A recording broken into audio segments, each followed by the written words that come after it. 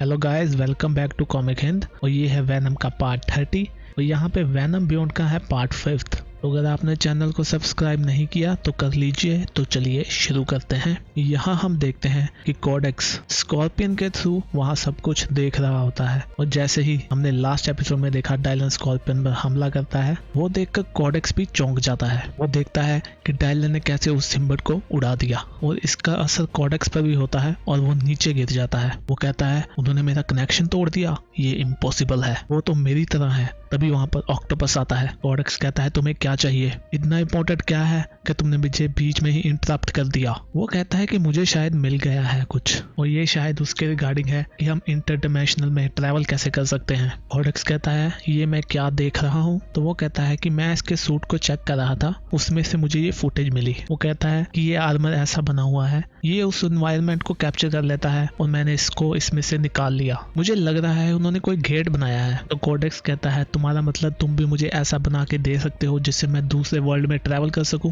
वो कहता है हाँ सर मैं कर सकता हूँ। तो कोडेक्स पूछता है इसमें कितना टाइम लगेगा। तो वो कहता है इसमें 1-2 हफ्ते लग जाएंगे। वो कहता है ठीक है तो फिर शुरू कर दो। यहाँ पर हम पहुंच चुके हैं रीड की लेबोरेटरी में। वो कहता है कि मैंने मैकग्रांट के साथ बात करी तो मुझे पता चला कि इसने जो सूट पहना हुआ था वो दूसरे वर्ल्ड में वॉर मशीन मार्क 3 डिजाइन है जो कि बनाया गया था टोनी स्टार्क के द्वारा। वो भी यही कहता है कि वो सूट आता है ऑटोमेटेड एनवायरनमेंट और टेक्नोलॉजी स्कैनिंग के साथ। तो अगर वो मुझे मिल जाए तो मैं कुछ कर सकता हूँ। तो एनी कहती है मतलब तुम वो गेट बना सकते हो जिससे एडी और डायलन यहाँ पर आए हैं। वो कहता है हाँ मैं बना सकता हूँ। तो एडी पूछता है कितना टाइम लगेगा। तो वो कहता है मेरे हिसाब से 5 साल लग जाएंगे। वो लोग थोड़ा निराश हो जाते हैं। तो एनी कहती है ये लोग 5 साल यहीं पर थोड़ी ना रहेंगे। तो एडी कहता है तुम चिंता मत करो, हम कहीं और चले जाएंगे, कुछ ना कुछ ढूंढ लेंगे। तो डायलन कहता है हम यहाँ पर क्यों नहीं रुक सकते। तो एनी को गुस्सा आता है और वो कहती है कि चलो मीटिंग खत्म हुई, सभी लोग सो जाओ, हम सुबह उठेंगे और उस इक्विपमेंट को वापस लेकर आएंगे। याद रखो वहाँ पर अभी भी अवेंजर्स हैं, मुझे नहीं पता हम वहाँ तक कैसे पहुंचेंगे। पहुंच भी गए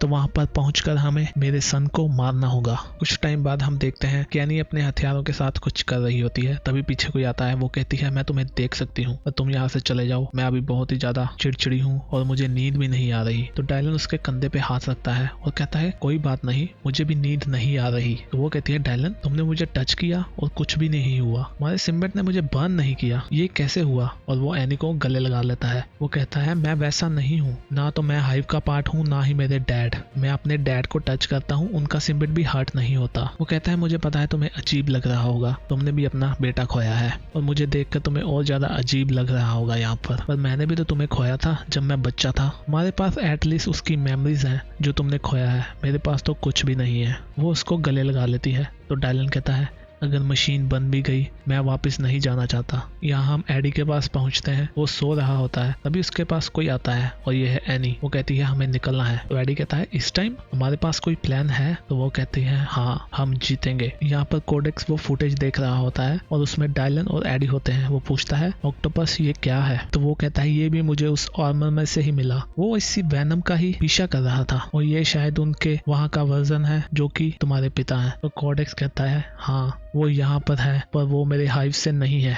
इसीलिए मैं उसे ढूंढ नहीं सकता। अभी वहाँ पर सिक्योरिटी ब्रीच के अलार्म बजने लगते हैं। ऑक्टोपस कहता है हमारे ऊपर दुश्मनों का हमला हुआ है और मैं देख रहा हूँ एक शिप हमारी तरफ आ रही है और उसमें कोई भी आदमी नहीं है। तो कोडेक्स कहता है तुम तैयार हो जाओ और उसमें कोई ना कोई होगा, तुम्हें नहीं पता। और कोडेक्स कहता है मुझे लगता है पापा घर आ गए हैं। और यहाँ हम देखते हैं एडी फैंटास्टिक 4 वाला जहाज लेकर वहीं पर घुसेड़ देता है। यहाँ पर एनी अपने साथियों को कहती है तैयार हो जाओ, एडी ने हमारे लिए रास्ता बना दिया है। वो कहती है विल्सन, पार्कर, कैसिडी तुम मेरे साथ आओ। और वो बेंटन को कहती है तुम रीड का ध्यान रखना और गार्गन तुम अपना आर्मर ढूंढो। कोडेक्स कहता है तुम मेरे आगे झुको। तो एडी उसको जवाब देता है मेरा सिम्बट तुम्हारे आगे नहीं झुक सकता। और यहाँ पर उनकी लड़ाई भी शुरू हो जाती है। यहाँ हम देखते हैं कि अवेंजर्स भी आ गए हैं और एनी और उसकी टीम उनके साथ लड़ना शुरू कर दिया है। एडी यहाँ पर कोडेक्स के साथ लड़ रहा होता है और वो कहता है गार्गन पर नजर रखो, मुझे उस पर भरोसा नहीं है। एनी कोडेक्स पर हमला करती है और कहती है इसको पकड़ लो एडी, एडी उसको पीछे से पकड़ लेता है क्योंकि वो थोड़ा सा कमजोर होता है। एडी कहता है डायलन तुम जो आज बने हो मुझे इसी बात का डर था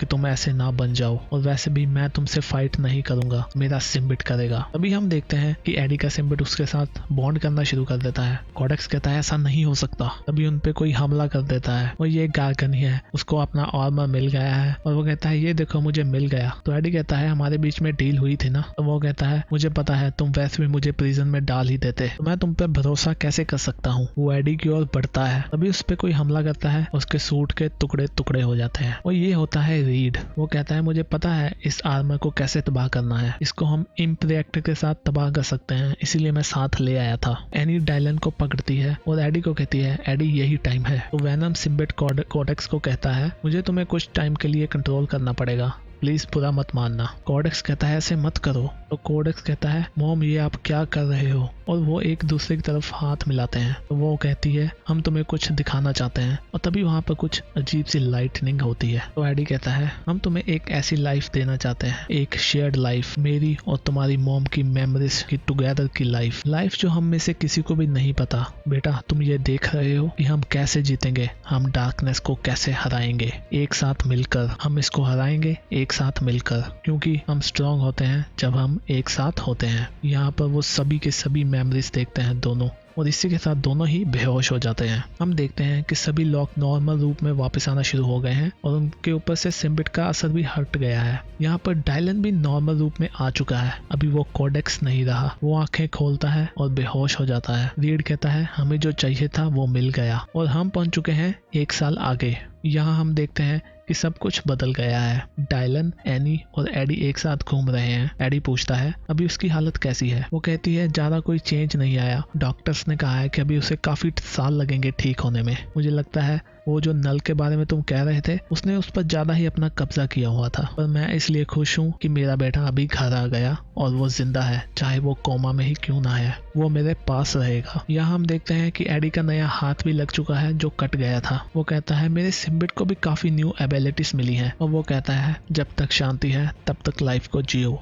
और हम पहुंच चुके हैं 1 महीने बाद। यहाँ हम रीड के पास पहुंच चुके हैं। वो कहता है कि मुझे जो ऑक्टोपस के पास टेक्नोलॉजी मिली थी उससे मैंने ये मशीन जल्दी बना दी है, अब तुम लोग वापस जा सकते हो। एडी कहता है एनी तुम अभी भी सोच सकती हो, तुम हमारे साथ आना चाहती हो। तो वो कहती है मैं डायलन को ऐसे अकेले छोड़ के नहीं आ सकती, और वैसे भी वो कोमा में है, और वैसे भी तुम्हें वापस जाकर अपनी मेस भी तो ठीक करनी होगी। और मैं तुम्हें बताऊं, जब स्कॉर्पियन ने मुझ पे हमला किया था और तुमने कहा था कि मेरी वाइफ से दूर हट जाओ, तो मुझे काफी अच्छा लगा था। वो एक दूसरे को किस करते हैं और गले मिलते हैं। यहाँ एनी डायलन को कहती है कि तुम अपना और एडी का ध्यान रखना। वो दोनों उस पोर्टल में चले जाते हैं और वापस अर्थ पर आ चुके हैं। डायलन कहता है डैड हम घर आ गए क्या। तो एडी कहता है हाँ हम घर तो पहुंच गए हैं, पर यहाँ के स्टार्स कहाँ गए। तो गाइस नेक्स्ट सीरीज कंटिन्यू हो रही है किंग इन ब्लैक, इसमें हमें पता चलेगा कि आगे क्या हुआ है।